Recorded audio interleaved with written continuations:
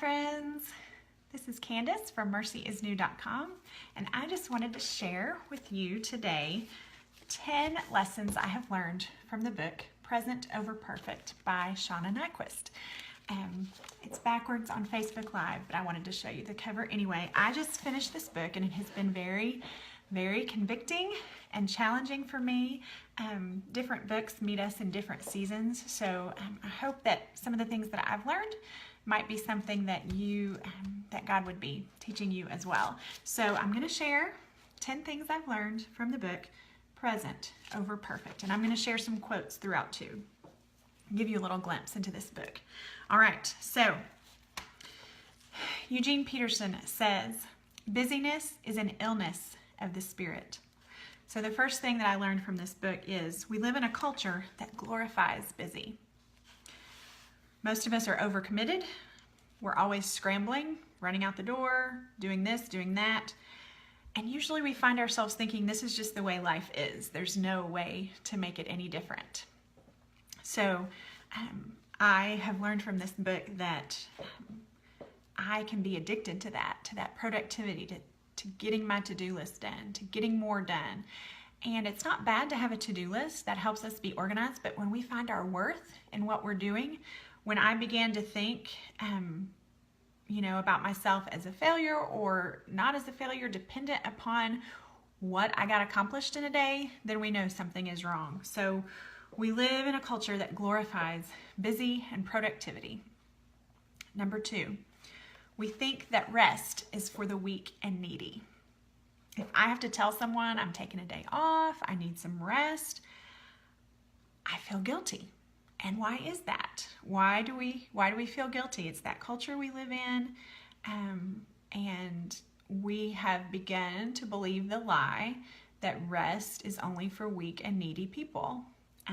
If we take a look in God's Word, we see that Jesus took time to rest and to get away and to spend time with the Father. So she says, do you trust your ability to hustle more than you trust God's ability to heal you? So on page 41, she says, what I eventually realized is that the return on investment was not what I had imagined. When you devote yourself to being known as the most responsible person anyone knows, more and more people call on you to be that highly responsible person. So that's how it works. The armload of things I was carrying became higher and higher and heavier and more precarious. I believed that work would save me, make me happy, solve my problems, that if I absolutely wore myself out, happiness would be waiting for me on the other side of all that work. But it wasn't. On the other side was just more work, more expectations, more responsibility. I had trained a whole group of people to know that I would never say no. I would never say this is too much. I would never ask for more time or space. I would never bow out. And they kept asking. So I was everyone's responsible girl. Has that ever been you? If you've ever struggled with learning to say no, this book is for you. This book is for me. And what's funny is I'm finding myself in this season where I've learned this lesson before. I've learned to say no, and I've learned to not have so much on my plate. And then this fall, I just found myself with so much on my plate again. So I'm going through right now a really kind of a difficult pruning season and making some tough decisions for myself and for my family. But anyway, so those are the first 2 lessons. The third lesson that I learned from Present Over Perfect is that loving our work is a gift, but it also makes it easy to neglect other parts of our life. And this was really eye-opening for me. Most of you know that I teach piano, and this fall I had about 40 students, and I enjoy it. I love it. I feel like most of the time I'm fairly good at it. It's something that I have training, I have a music degree, I have an education degree. I'm good with smaller children, and I love teaching kids to read music and hearing them learn songs. But this book was really eye-opening for me because it showed me that I was better, or I am better. And I think this is something we all probably struggle with, but I never had it shown to me so clearly that I was better at teaching other people's kids than my own. And so I would stress out in my own home getting ready for lessons, and then I would give my best to my students and not give my best to my family. And so I've been very convicted about that, and just the Lord has really just challenged me and convicted my heart. It's easier for most of us to be a blessing and to encourage those that are outside our home than those that are inside our home. Yet God is calling us to do the hard thing, and He's calling me to do the hard thing right now. And so one of the tough decisions I've made is after Christmas, I'm not going to be returning to teaching. And I'm going to focus on what I need to focus on. And I am saying no to things that I don't really want to say no to. They can be good things. They can be awesome things. They can be godly things. But God doesn't always call us to all those things. So learning to say no means you're saying yes to something else. And learning to say yes to the better and what God is asking of you. Okay, so page 46, she says, being good at something feels great. And I think that's part of what, I feel better at that than being a mom and a wife in my own home and struggling with homeschooling or whatever we're doing. But that's so convicting, y'all. So convicting. So being good at something feels great. Playing Ninja Turtles with 2 little boys for hours on end is something less great. We're not appreciated for the things we do in our home. At least not the way we are out in the world, right? It's so easy to hop on a plane or say yes to one more meeting or project to get that little buzz of being good at something, or the pleasure bump of making someone happy, or whatever it is that drives you. And many of us continue to pretend we don't have a choice. The success just happened and we're along for the ride. The opportunities kept coming, and anyone in our position would have jumped to meet them. But we are the ones making those choices. If I work in such a way that I don't have enough energy to give to my marriage, I need to take something down. If I say yes to so many work things that my kids only get to see tired mom, something needs to change. I know I've let my work win sometimes. I know I've gotten the math wrong, sometimes unwittingly, believing I could fit in more than I could. There have been times I've hidden behind my work because work is easier to control than a hard conversation with someone you love. That's part of the challenge of stewarding a calling for all of us. You get it wrong sometimes. And part of stewarding that calling is making those changes. We have more authority and therefore more responsibility than we think. We decide how to spend our time. There's so much freedom in that and so much responsibility. So she ends by saying, what are you going to do about it?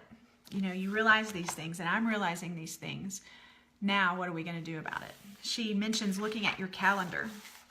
Where do you spend your time, and what does that show you about your priorities? Okay, the fourth thing I learned from the book, Present Over Perfect. You can't have a yes without a no. And I kind of touched on this. But what are we saying no to in order to say yes? So if there's a commitment, a new commitment that comes my way, I need to ask myself, if I say yes to this, what does this mean I am also saying no to? And for me right now, teaching piano was something that I felt like the Lord was saying, it's time to lay it down. It's time to lay this down for a season and reprioritize what is most important in your life. And I think there are going to be some other things that I need to clear off my schedule as well. That was the first big, huge step. And just for me, even realizing I didn't want to tell my families that I wasn't going to teach anymore because I was so worried about what they were going to think about me. The people pleaser in me is so strong that I let that become more important than what's most important for my family. And so I'm still learning this too. I'm still learning all this. I had hoped I would learn it by the time I turned 40, and I'm about to turn 40, but here I am still learning. So take all these lessons as from one who is learning them right along with you, not someone who's got it all together. I certainly don't. Okay, so you can't have a yes without a no. Okay, so think about every yes you make. More seriously, take it into consideration. Look at what your priorities and your time should be right now. When you say that yes and you make that commitment, you're saying no to something else. And what is that something else? So people love it when you say yes. And we can please people and we make people happy with us. And that makes us feel good. They start to get used to it. They start to figure out who the people are who will always say yes and always come through and always make it happen. If you are one of these people, it does cause a little freak out when you begin to say no.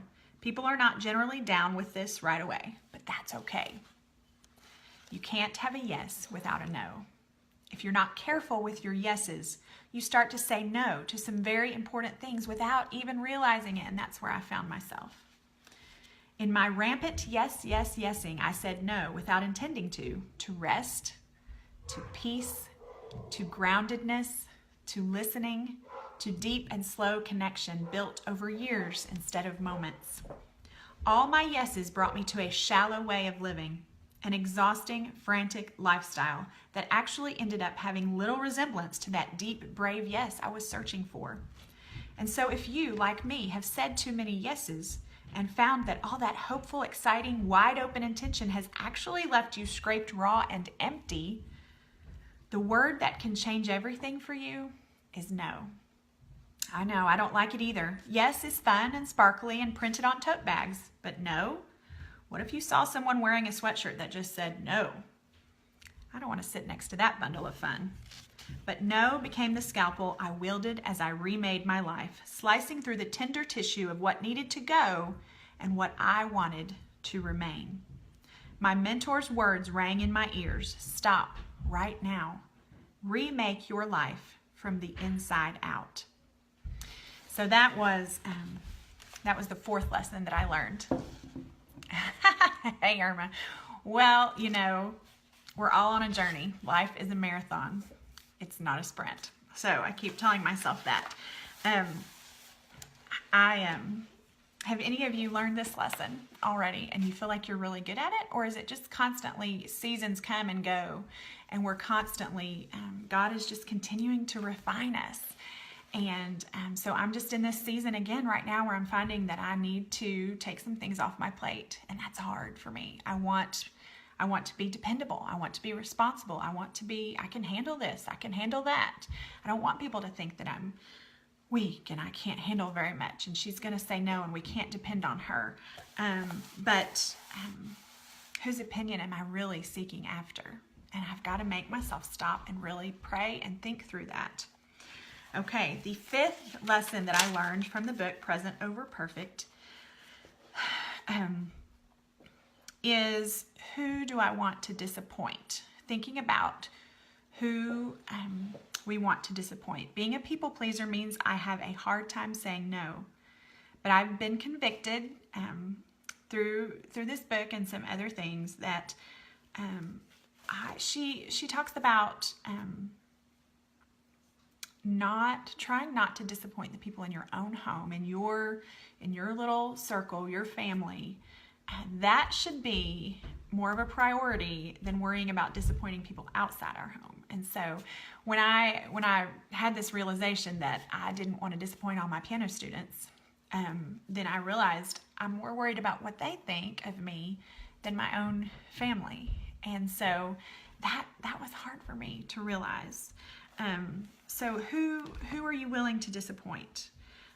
Along the way, you will disappoint someone, and that's a hard pill to swallow for me as a people pleaser. But along the way, you will not meet someone's needs or expectations. You will not be able to fulfill their request. You will leave something undone or poorly done. Possibly this person will be angry with you or sad. You've left them holding the bag. Or maybe instead of sadness or anger, they'll belittle you or push all your shame buttons. Maybe they'll say things like, I guess you're just not a hard worker. or I guess you're just a low capacity person, or I thought I could count on you. These are basically sharp blades straight into the hearts of people like me. People who depend very heavily on meeting people's expectations. Whose expectations are you willing to meet? Who are you willing to disappoint and not disappoint? But here's the good news. You get to decide who you're going to disappoint, who you're going to say no to. And it gets easier over time. And I'm banking on those words. It gets easier after time. What you need along the way is a sense of God's deep unconditional love and a strong sense of your own purpose. Without those two, you'll need from people what is only God's to give. And you'll give up on your larger purpose in order to fulfill smaller purposes or even other people's purposes. Okay, so that brings me to the lesson number 6 that I learned from this book. Knowing your purpose and your values for a season is valuable. So we have got to remember that our worth is found in Christ and Christ alone. We are loved by God regardless of how many items we get checked off our to-do list today. We are worthy because of Jesus and his blood and his death and his resurrection and the cross. And we are found righteous before God, not because of anything we've done, but because of Jesus. And so if our worth is truly found in Christ, if we know deep in our bones that we are loved by God, then we can begin to live our lives in such a way that we know our priorities, we know why we're here, we know what we're called to do, and we are okay with disappointing people because our worth is not found in what other people think of us. To be sure, finding your purpose can take a long time to figure out. And along the way, it's tempting to opt instead for the immediate gratification, pleasing other people, doing things that may be easy, but it's not the hard thing God is calling you to. The immediate fix, someone's approval. But the sweet rush of approval, the pat on the head, can often derail us from real love and real purpose. Okay, so some of us have trouble disappointing people in authority, or maybe people we want to impress, or people who seem fancy or important in some way. People who don't care much about what other people think of them don't generally struggle with disappointing people. Frankly, I'm not there yet. I think this is harder for women than for men, and harder for moms than other women, possibly because we're in that mode. Nose wiping, cereal pouring, need meeting season of life. I remind myself, this will not make me feel loved. So if that's why I'm saying yes, that is not a good reason. The love I want will not be found here, and what I will feel in its place will turn into resentment and anger. All right, the 7th lesson I learned from Present Over Perfect. What God says about me is more important than what others think. What God says about me is more important than what others think.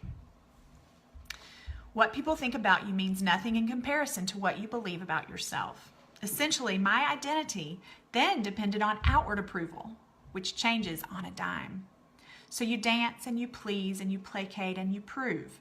You become a 3-ring circus, and in each ring, you're an entirely different performing animal. Anything anyone wants you to be. The crucial journey then for me has been from dependence on external expectations down into my own self, deeper still into God's view of me, his love for me that doesn't change, that will not change, that defines and grounds everything.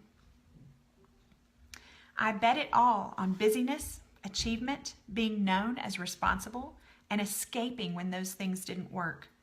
What I see now is that what I really wanted was love, grace, connection, and peace. Okay, these are tough lessons, y'all. Anybody else? Somebody tell me I'm not alone. Okay, the 8th lesson that I learned. Yes, it is possible to say no to frantic and live a more calm, peaceful life. We get to decide how to spend our days. We get to choose what we put on the calendar. We get to choose our yeses and our nos. We get to shape our days. Okay, I thought I needed to be fast and efficient, sparkly and shiny, battle ready and inexhaustible. There was, I will be honest with you, a lot of pressure from all sorts of places. I could be those things, and so I was. And then lots of people told me I had a responsibility to do more and more and more. For a long time, I listened to them. But what I've learned the hard way is you don't answer to a wide swath of people and their opinions, even if they're good people with good opinions. You were made by hand with great love by the God of the universe. And He planted deep inside of you a set of loves and dreams. And you can ignore them as long as you want, but they will at some point start yelling. Worse than that, if you ignore them long enough, they will go silent. And that's the real tragedy. What's changing everything for me is a new understanding that we get to decide how we want to live. We get to shape our days and our weeks. And if we don't, they will get shaped by the wide catch-all of normal and typical. That's where I talked about at the beginning, the first point about our culture just being addicted to busy and glorifying busy. So that 8th lesson is, it is possible to say no. It is possible to go against the grain. You're welcome, Amanda. We get to decide how to spend our days and the time that we've been given. All right, lesson number 9. I get to choose my legacy. This goes along with number 8. Do I want to be known as the yes man who was always there for everyone else? Or the mom and the wife who spent time loving well, learning to love, praying, cherishing, serving those around me? That was really convicting for me too. How do you want to be remembered? What are things that you want to be remembered for? Just think about that for a few minutes. And what are things you don't want to be remembered for? Do you want to be remembered for you were always busy? When anybody asked you how you were doing today, oh, I'm busy, I'm worn out, I'm exhausted, I've got too much on my plate, I can't do one more thing. Running around ragged. Is that how you want to be remembered? Or do you want to be remembered for loving the people God has placed in your life well, and being a woman of prayer, and being a woman of God's word, and being a woman who loved others more than she loved herself, being a woman after God's heart? That's what I want to be known for. That's what I want my legacy to be. Okay, and then the last lesson that I learned from this book. Oh, this is another good one. It's better to be loved by a few than admired by many. So, I talked about how it's easier for me to teach piano to those 40 students rather than spend hours and hours on a math lesson with my son. It's easier for me to be kind to people outside my home than to come in and to spend hours, trying to be patient and trying to go, just the things we teach our kids day in and day out. So it's easier for me to get on to social media and post an encouraging Bible verse and see how we can encourage one another rather than encouraging the people in my own home. So these are very, very convicting lessons for me. But she says on page 112, I can master my laptop in a way that I cannot master parenting. I can control my publishing schedule and my deadlines in a way that I cannot control my marriage.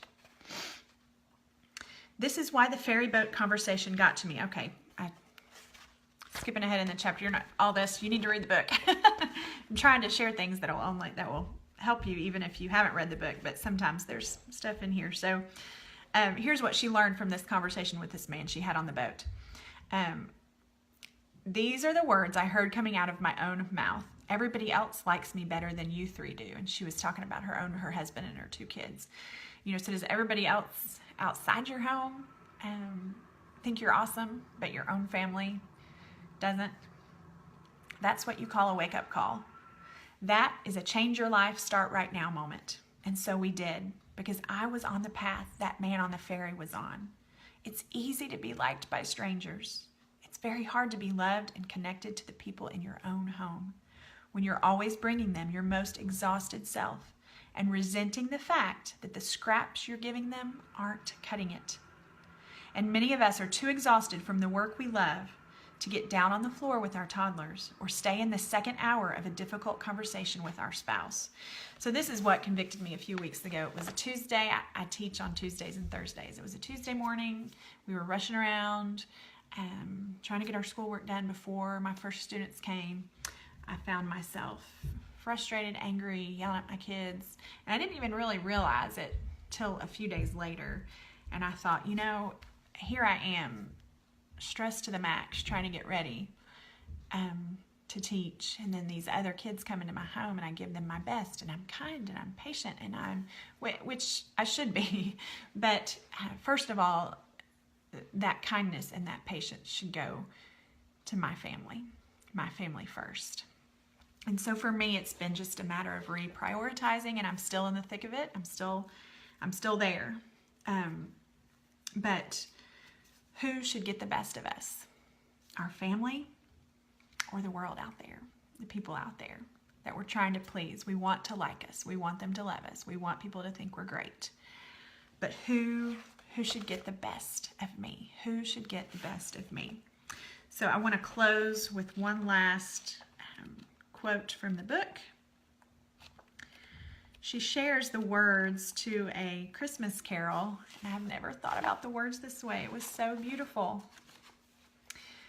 "O holy night, the stars are brightly shining. It is the night of the dear Savior's birth.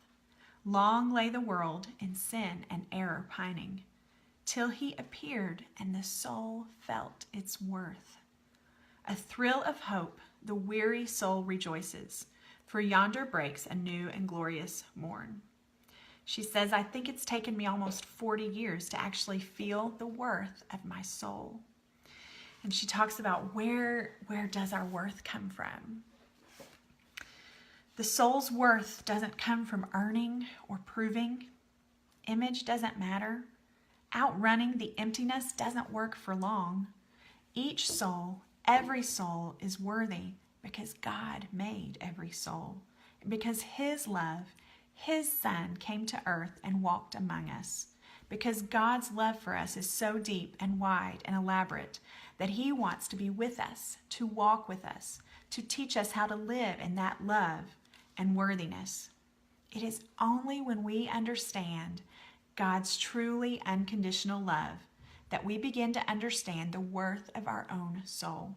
Not because of anything we've done, but because every soul is worthy.